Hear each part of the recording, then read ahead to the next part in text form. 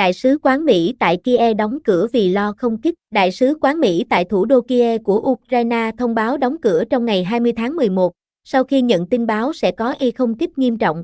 Đại sứ quán Mỹ tại Kiev đã nhận thông tin cụ thể về khả năng xảy ra vụ không kích nghiêm trọng trong ngày 20 tháng 11. Đại sứ quán sẽ đóng cửa và nhân viên được yêu cầu trú ẩn để bảo đảm an toàn. Chúng tôi cũng khuyến cáo công dân Mỹ sẵn sàng trú ẩn ngay lập tức nếu có báo động không kích. Đại sứ quán Mỹ tại Ukraine cho biết, thông cáo được đăng trên website của đại sứ quán, xếp vào diện khuyến cáo đi lại dành cho công dân Mỹ ở nước ngoài, MASCOT.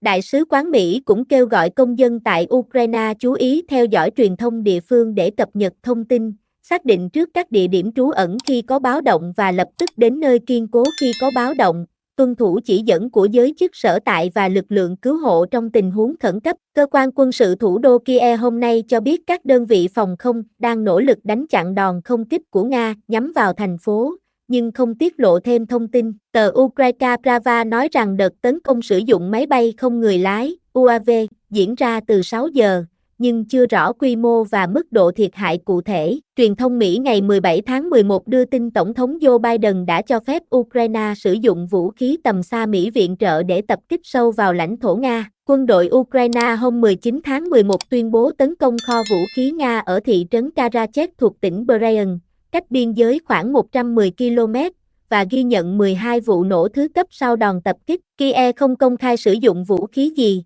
nhưng các quan chức Ukraine và Mỹ xác nhận với Reuters rằng đó là tên lửa ATACMS. Bộ Quốc phòng Nga nói rằng Ukraine tuyên bố đánh chặn thành công 5 tên lửa ATACMS nhằm vào tỉnh Bryansk và làm một quả bị hư hại. Mảnh vỡ rơi xuống cơ sở quân sự gây hỏa hoạn nhưng không có thương vong. Ngoại trưởng Nga Sergei Lavrov khẳng định Ukraine không thể tự vận hành ATACMS mà có sự hỗ trợ của chuyên gia Mỹ, đặc biệt là giai đoạn nạp dữ liệu từ vệ tinh và lập trình mục tiêu. Ông nhấn mạnh Ukraine tấn công bằng tên lửa ATACMS đã mở ra giai đoạn mới trong cuộc chiến của phương Tây nhằm vào Nga, đồng thời tuyên bố nước này sẽ đáp trả tương xứng.